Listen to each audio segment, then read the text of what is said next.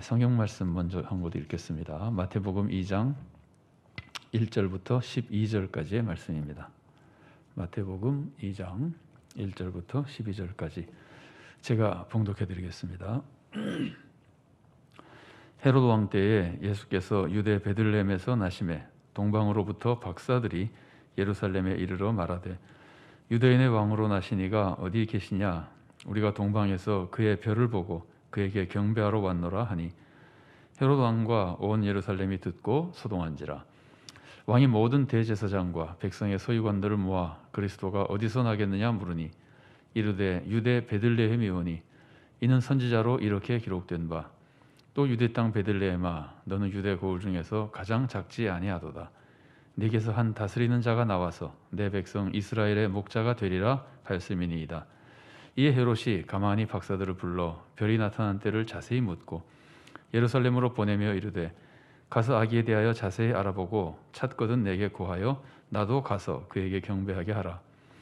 박사들이 왕의 말을 듣고 갈새 동방에서 보던 그 별이 문득 앞서 인도하여 가다가 아기 있는 곳 위에 머물러 서 있는지라. 그들이 별을 보고 매우 크게 기뻐하고 기뻐하더라. 집에 들어가 아기와 그의 어머니 마리아가 함께 있는 것을 보고 엎드려 아기께 경배하고 보배합을 열어 황금과 유향과 모략을 예물로 드리니라. 그들은 꿈에 헤로데게로 돌아가지 말라 지시하심을 받아 다른 길로 고국에 돌아가니라. 아멘. 이번 예수님의 사역에 대해서 함께 나누면서 예수님의 모습 중에 물론 이제 전체를 나누지 못하니까 일부를 선별해서 우리가 살펴봅니다만은 그 중에 첫 번째로 예수님의 탄생에 대해서 나누는데 이렇게 시간을 계산해 놓은 건 아닙니다만은 오늘 마침 성탄을 앞두고 우리가 이 말씀을 나누게 돼서 성탄 준비에도 또 유익이 되리라고 생각이 됩니다. 자, 예수님의 탄생에 대해서 오늘 본문과 관련해서 내용들을 몇 가지 살펴보겠습니다. 자, 오늘 본문 말씀 마태복음 2장 1절부터 12절까지의 말씀의 이 내용은 언제 있었던 일이고 어디서 있었던 일입니까? 한번 생각해 보시면은 이 시기는 헤롯 왕 때이죠. 뭐 여러 가지로 설명할 수 있지만 헤롯 왕 때라고 시기를 생각해 볼 수 있습니다. 그 장소는 예루살렘에서 있었습니다. 물론 예루살렘에서부터 이제 베들레헴으로 박사가 가긴 합니다만은 우선 출발이 예루살렘에서 있었습니다. 자, 이 헤롯 왕 때인데 헤롯이라는 사람이 어떤 사람이냐 그러면은 오늘 본문에 나오는 헤롯 왕은 다른 헤롯 왕들 있잖아요. 이 헤롯의 아들들이 또 분봉왕을 했었기 때문에 성경에서 그냥 왕이라고 불릴 때가 있는데 그런 사람들과 구별하기 위해서 그리고 이제 더 큰 지역을 다스렸기 때문에 이 헤롯 왕은 대헤롯이라고 불립니다. 위대한 사람이라기보다 이 사람들과 구별하기 위해서 대헤롯 이렇게 이제 후대 사람들이 또 신학자들이 그렇게 부릅니다. 그 이유는 아까 말씀드린 대로 아들들과 좀 구별하기 위해서인데 헤롯 왕은 이 왕이라고 하는 것은 직급입니다. 그 당시 그 정치 체계에서 왕이라는 직분이 있습니다. 그럼 그 아들들은 뭐냐면은 성경에 뭐라고 나오죠? 분봉왕이라고 나오죠. 그래서 헤롯 왕이 다스리던 땅에서 땅을 셋으로 나눠 가지고 세 아들이 나눠서 다스리게 되거든요. 근데 이 사람들은 왕의 직급이 아니라 분봉왕의 직급입니다. 한 급 아래 직급입니다. 그래서 좀 더 작은 이제 그 지역을 다스리게 됩니다. 그래서 아들들은 분봉왕이고 헤롯 왕은 왕이고, 그래서 이 구별하며 헤롯은 이제 대헤롯이라고 불릴 때가 있습니다. 여러분 혹시 신학서적이나 무슨 다른 책을 보다가 대헤롯이라고 불리는 사람이 있으면은 예수님 탄생 때의 헤롯 왕이라고 생각하시면 됩니다.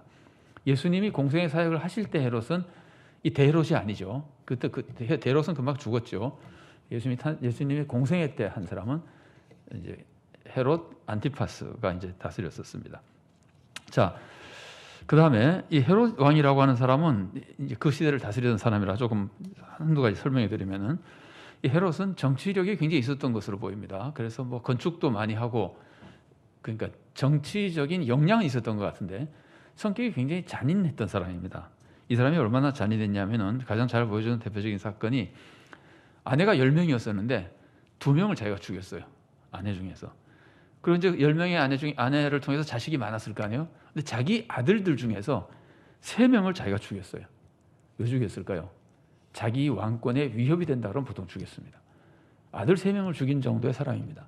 근데 이 사람이 이런 잔인한 사람이었기 때문에 메시아가 태어났다는 말을 듣고는 나중에 박사들, 오늘 본문에서 그러잖아요. 박사들에게 뭐 자세히 물어보고 나도 가서 경배하게 알려달라 그랬지만은 사실은 천사가 가르쳐주기를 헤롯이 죽이려고 그런다 그러잖아요. 그러니까 헤롯은 메시아가 나타나는 말을 듣고 이미 죽이려고 마음을 먹은 겁니다. 그러니까 자기 욕심에 꽉 찬 사람이고 자기 아들도 죽인 사람이니까. 그래서 메시아가 태어난 싹을 자르기 위해서 베들레헴 근처에 있는 아이들을 2살 이하를 다 죽여버리잖아요. 굉장히 잔인한 사람이라고 볼 수 있습니다. 자, 이런 배경을 우리가 오늘 본문에서 우선 알 수 있습니다. 또 배경을 좀 더 살펴보면은 예수님이 탄생하실 때 이 지역, 우리가 지금 팔레스타인 지역이라고 부르는 이 지방의 상황이 어땠는가? 이 지방이 어땠느냐 하면은 우리가 지금 배경 살펴보는 이유를 아시겠죠? 우리가 지난번에 우리가 복음서를 통해서 예수님의 사역을 공부하니까 복음서의 특징에 따라서 성경을 해석해야 되는데 복음서는 그 문학적으로 기록되어 있는 그 양식이 복음서는 복음서의 글의 양식이 내러티브라 그랬잖아요. 이야기글이거든요. 거기에는 꼭 세팅, 배경이 나오고 등장인물이 나오거든요. 그래서 이제 배경을 좀 살펴보는 것이 본문을 이해하는 데 도움이 되는 겁니다. 그래서 이제 배경을 살펴봅니다. 그 당시 팔레스타인 지방의 상황은 정치적으로는 유대인들이 사는 지역이지만 정치적으로는 로마의 속국이었습니다. 그러니까 굉장히 어렵죠. 다른 나라의 속국으로 착취당하는 나라니까 굉장히 어려웠고 이 어려운 상황에서 사람들은 독립운동을 하기도 하고 이제 뭐라 그럴까 뭐 체념하고 살기도 하고 이제 이랬는데 나중에 이제 종파를 소개할 때 조금 더 알려드리도록 하겠습니다. 어쨌든 정치적으로 속국이라 굉장히 어려운 상황이었습니다. 경제적으로도 물론 어려웠습니다. 정치적으로 어려우니까 경제적으로도 어렵죠. 로마에서부터도 착취당하고 더군다나 그 속국이라도 그 나라 자체의 정치 지도자나 종교 지도자들로부터도 착취를 당했습니다. 그래서 어느 정도로 어려웠느냐 하면은 내일 먹을 곡식이 없는 상태에서 잠자리에 드는 사람들이 많았다 그럽니다. 그 당시에는 그 팔레스타인 지방의 인구의 약 90%가 그날 벌어서 그날 먹고 사는 사람이었습니다. 그래서 성경에 사람이 병에 걸리잖아요. 일을 못 하잖아요. 그러면은 금방 며칠 만에 가난해지거나 며칠 만에 가난해진다기보다 며칠 만에 그 생활이 안 되니까 구걸을 해야 되는 사람이 되어버리는 거예요. 그러니까 정상적인 생활하던 사람이 갑자기 인격이 다 파괴돼 버리고 사람들로부터 존중받을 수 없는 구걸해야 되는 사람으로 전락할 위험이 있는 겁니다. 굉장히 어려운 경제적으로 어려운 상황이었습니다. 백성의 90%가 그날 벌어서 그날 먹고 사는 정도의 상황이었고 그래서 여러분 그 예수님의 말씀 중에 밤에 찾아온 친구 비유가 있죠. 어떤 사람에게 친구가 밤에 찾아왔는데 대접할 게 없어서 이 사람 대접하려고 이 주인이 다른 친구에게 떡을 빌리러 가는 장면이 나오잖아요. 근데 이런 일이 일어날 수 있다고 하는 거는 친구가 왔는데 밀가루가 있으면은 그거로 뭐 음식 만들어 주면 될 거 아니에요. 간단하게 그 뭐라죠? 우리말로 하죠. 부침개라도 만들어 주면 될 거 아니에요. 먹일 것이 없기 때문에 친구에게 빌려간 거거든요. 그러니까 준비된 음식만 없는 것이 아니라 음식을 급히 만들 수 있는 자료마저도 없었다고 볼 수 있는 겁니다. 그러니까 그렇게 가난한 사람들이 있었고 예수님이 말씀하신 중에 이런 말씀이 있죠. 무엇을 먹을까 무엇을 마실까 근심하지 말라. 아니면 내일 먹을 것을 염려하지 말아라. 오늘 염려로 족하다. 예수님이 이런 말씀하셨는데 내일 먹을 것을 염려하지 말라고 하는 거는요. 우리는 지금 집에 가면 거의 대부분의 사람들이 내일 먹을 음식이 있잖아요. 근데 그 사람들이 이 말을 들은 그 사람들 중에는 실제로 내일 먹을 것이 없는 사람들이 있었던 겁니다.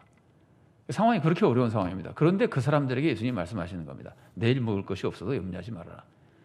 이건 정말 은혜로운 말씀입니다. 그 당시 사람들에게는. 어쨌든 이렇게 경제적으로 어려운 상황이었습니다.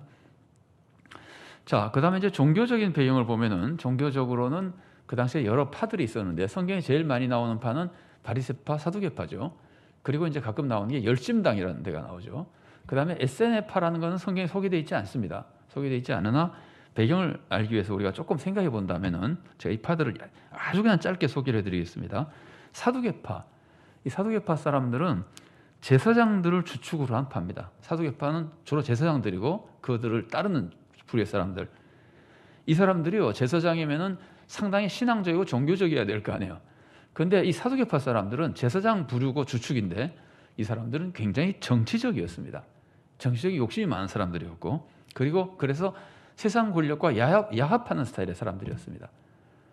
자, 이제 사두개파가 그런 사람, 그러니까 종교적이라기보다 종교 지도자인데도 불구하고 제사장인데도 불구하고 종교적이보다 오히려 정치적이었던 정치적인 성격을 가지고 있었던 사람들입니다. 세상 권력과 야합하는 사람들이었습니다. 반면에 바리새파 있잖아요. 바리새파는 제사장이 아니에요. 제사장이 아니기 때문에 평신도라는 뜻입니다. 그럼 평신도 주축인데 이 사람들은 아주 경건을 강조했던 사람이에요. 그러니까 정치적인 사람이 아니라 종교적인 사람이에요. 오히려 바리새파 사람들은. 그런데 이 바리새파 사람들은 종교적이기 때문에 그 중에는 사람들로부터 존경받는 사람들도 있었습니다. 그러나 종교적인 것을 너무 형식적으로 그리고 이제 자기 명예를 위해서 위선적으로 종교 생활을 했기 때문에 위선자라고 해서 비난받는 사람도 많았습니다. 이 특징이 사두개파와 바리새파의 특징이 사두개파는 제사장 계급인데 이 사람들은 오히려 세상 권력을 탐하고 욕심이 많은 이런 사람들이고 바리새파 사람들은 경건한데 종교적인 명예를 위해서 위선적인 행동을 많이 하는 그리고 자기는 뭐 잘하는 척하고 백성들은 무시하고 백성들의 신앙생활을 잘 돕지 않고 이래가지고 예수님의 꾸중을 굉장히 많이 들었었죠. 근데 어쨌든 사두개파와 바리새파 사람들은 그런 사람들이고 에세네파는 나오지 않지만 에세네파 사람들도 경건을 강조했던 사람인데 바리새파와 비슷한 경건을 강조했던 사람인데 아마 원래 둘이 한파였다가 나뉜 것이라고 보통 생각을 합니다. 그런데 이 에세네파 사람들은 경건을 강조하던 중에 성전이 더럽혀졌다고 판단을 했어요. 그러니까 경건파 사람들 중에 성전이 더럽혀졌다고 생각해서 성전을 완전히 떠나서 광야로 가버린 사람, 이 사람들이 에세네파고 성전이 그렇게 더러워진 건 아니다. 여기서 신앙생활을 할 수 있다고 생각해서 남은 사람들이 바리새파 사람이라고 생각할 수 있습니다. 너무 단순하게 말했기 때문에 아주 정확한 건 아니지만 대략 그렇게 생각할 수 있습니다. 그래서 이제 경건파 사람 중에 바리새파 사람들이 있고 에세네파 사람들은 아예 광야로 나가서 생활하고 나중엔 뭐 광야만이 아니라 사회에서 생활하는 사람들이 있긴 합니다만 크게 대표적인 모습으로 보면 그렇습니다. 사두개파는 제사장 중심, 제사장들 중심, 욕심이 많은 사람, 정치욕에도 관심 있는 사람, 바리새파 사람들은 경건파, 그러나 위선적인 행동을 많이 해서 비난을 많이 받았던 사람. 에세네파는 아예 광야에 나가서 공동생활을 주로 했던 주류가 그런 사람들.